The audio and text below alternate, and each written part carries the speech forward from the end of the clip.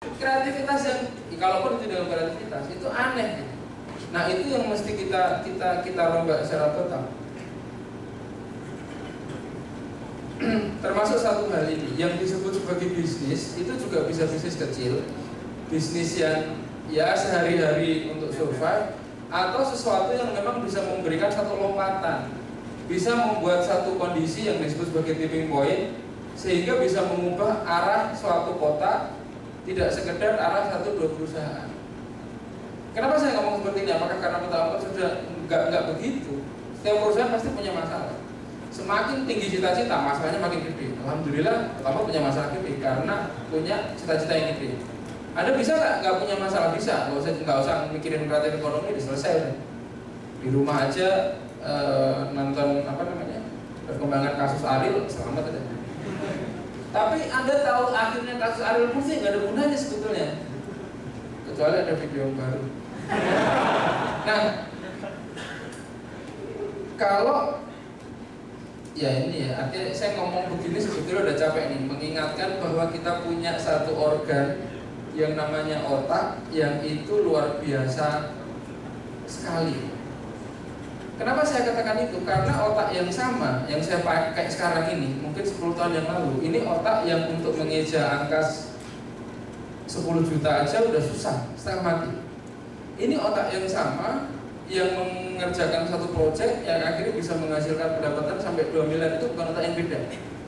Growth dari 1 atau 10 juta ke 2 miliar itu totalan sekitar 2.000 kali. Artinya otak yang sama itu sampai sekarang ya, moga-moga bisa bertambah lagi, itu punya kemampuan 2.000 kali tanpa harus treatment yang sangat serius, apalagi kalau di treatment serius. Jadi tapi ini kan by given, orang peribahasanya mengatakan sesuatu yang kau terima dengan berlimpahan itu tidak akan pernah kau pikirkan sebagai nikmat. Itu udah apa aja, tapi kita nggak tahu bahwa sebetulnya itu luar biasa. Mau otak, kayak mau pengetahuan agama, mau pengetahuan kreatif, itu kan kita terimanya biasa-biasa aja.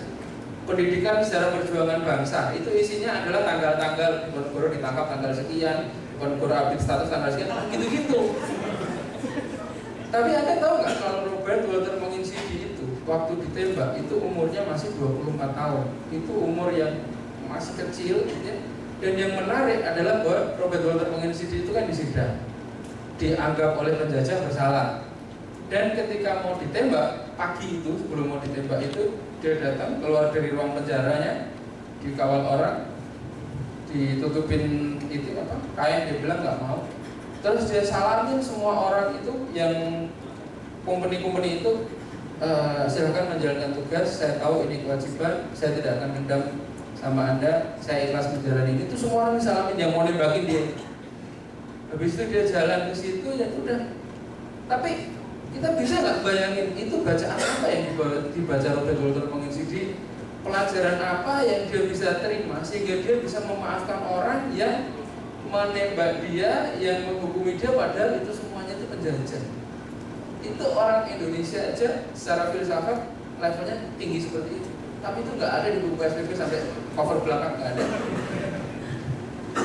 Jadi ya,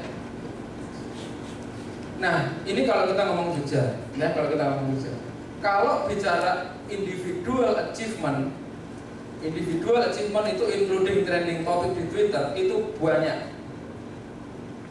Tapi tolong perhatikan, ada nggak trending topic yang bisa kita manage itu? 3 hari sekali keluar, 3 hari sekali di manage itu. Bisa keluar berkali-kali dengan topik, nggak ada. Yang ada itu nuju itu kalau nekeran gitu ya, kadang masuk kadang enggak. Itu bisa orang lain, artinya satu sekali jadi juara habis itu hilang, sekali jadi juara hilang, sekali jadi juara hilang. Jadi isinya itu juara angin-anginan. Makanya saya selalu bilang, kalau mau menangin award 1 atau 2 di setiap kompetisi, Anda ngirim 3 atau 4 itu cukup. Tapi apakah Anda punya dream menjadi the most creative person atau the most creative company, sehingga ketika Anda ngirim 3 atau 4 itu nggak cukup? Hitung-hitungan matematika, kalau misalnya pengen jadi juara umum mesti dapetin award 10, ngirimnya 25 atau 30. Tapi untuk membiayai 30 karya itu, aduh ngapain tuh mikir gitu-gitu, memang buat apa? Itu masalah mindset. Nah, seniman diisi, ini juga otomatis buat diisi ya, seniman diisi orang-orang yang sekarang jadi creative director di perusahaan multinasional itu single factor semua, to be honest. Yang kayak Gagadu itu nggak banyak. Gagadu itu satu tim, pegang sahamnya berapa mas? 50? Banyak lah ya, pemegang sahamnya banyak itu susah. Nyari begitu kita. Kenapa? Karena kalau mau compete, Walt Disney itu orangnya banyak, Apple itu orangnya banyak. Pixar udah gabung sama Walt Disney kan. Apa? Enggak, saya tidak melihat satu superstar yang nomor satu di dunia tanpa dia punya tim. So kalau pengen sendirian, aduh lah itu enggak susah. Tapi kalau mau jadi tim yang fight as a team, menghasilkan sesuatu yang luar biasa, model Candi Borobudur dan Prambanan di masa sekarang, banyak hal yang harus kita lakukan. Karena di atas itu udah oke, di bawah itu nggak oke. Lihat deh di komunitas masing-masing. Kemarin diisi ada beasiswa ya, semacam dana hibah untuk wirausaha. Itu wirausaha itu saya langsung ngomong sama rektornya, Pak, tolong jangan dilepasin ini sendiri-sendiri. Kenapa? Karena tahun kemarin dilepasin sendiri-sendiri itu 90% modal nggak balik, nggak tahu hilang kemana. Tapi pokoknya jelas satu orang 8 juta itu nggak ada yang balik. Jadi kita mesti mulai serius memikirkan tim. Memang nggak sampai bawah ya. Jadi creative planner itu sesuatu yang bukan apa ya, hasil bumi gitu. Jadi satu penelitian juga mengatakan bahwa orang-orang yang tinggal di daerah yang subur, Kemari Palong Sinawi itu paling mudah ditaklukkan. Segala macam penjajahan itu memang mengarah ke daerah yang punya resource yang banyak. Tapi yang menarik adalah semua orangnya dinilai-bubukan oleh kekayaan alam itu dan membuat orang tidak menjadi kreatif. Jadi kalau mau kreatif sebenarnya dijajah aja, disiksa-siksa gitu, macam-macam itu. Kenapa? Karena di advertising iklan paling kreatif itu dihasilkan oleh perusahaan rokok yang peraturannya segede gajah. Banyak, nggak boleh tayang siang, nggak boleh ngeluarin produk, harus ada tulisan peringatan pemerintah. Jadi peraturannya banyak. Tapi iklan-iklan paling kreatif, agensi itu paling senang bikin iklan rokok. Jangan ngomong haram halal ya. Ini masalah. Ya, jadi sudah digambarkan beberapa, tapi ini adalah gambar yang paling sederhana bahwa kalau kita mau aktif di ekonomi kreatif, kita harus mampu berbicara dengan orang yang tidak paham kreativitas.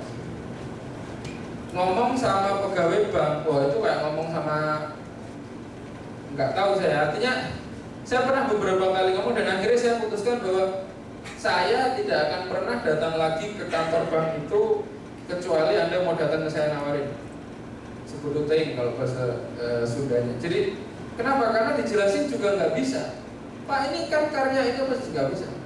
Pokoknya kalau nggak ada kolateral enggak. Akhirnya bodoh, nggak ada kolateral, nggak ada ini. Jadi sempat waktu itu ditawarin misalnya kayak kartu kredit gitu.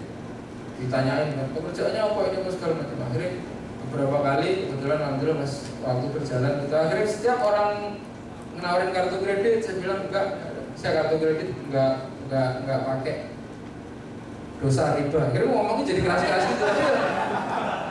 Ya tapi itu sebetulnya kan tadi awalnya memang harus mandiri ya. Kalau kita punya kemandirian kita bisa ngomong enak. Tapi kalau kita biasa tergantung sama orang, biasa tergantung sama ini, ngomongnya juga nggak kuat banget. Makanya kenapa inovasi sangat sulit diharapkan di kampus, terutama kampus-kampus yang diisi dan segala macam itu, karena dosen-dosennya nggak mandiri gitu. Takut sama rektornya, takut sama dekannya takut sama rektor takut diganti, macam-macam. Jadi kumpulan orang takut semua. Oh enggak, kalau mau saya udah jadi itu. Tapi janganlah nanti rusak semuanya. Oke, ini beberapa ide yang saya coba saring gitu ya. Kira-kira bisa nggak dilakukan di Jogja? Pertama yang tidak bisa ditawar adalah bahwa mindsetnya itu mesti dirubah dulu. Contoh misalnya mindset yang harus dirubah. Saya pernah memberikan pendapat di depan Pemkot mengenai tata ruang periklanan luar ruang.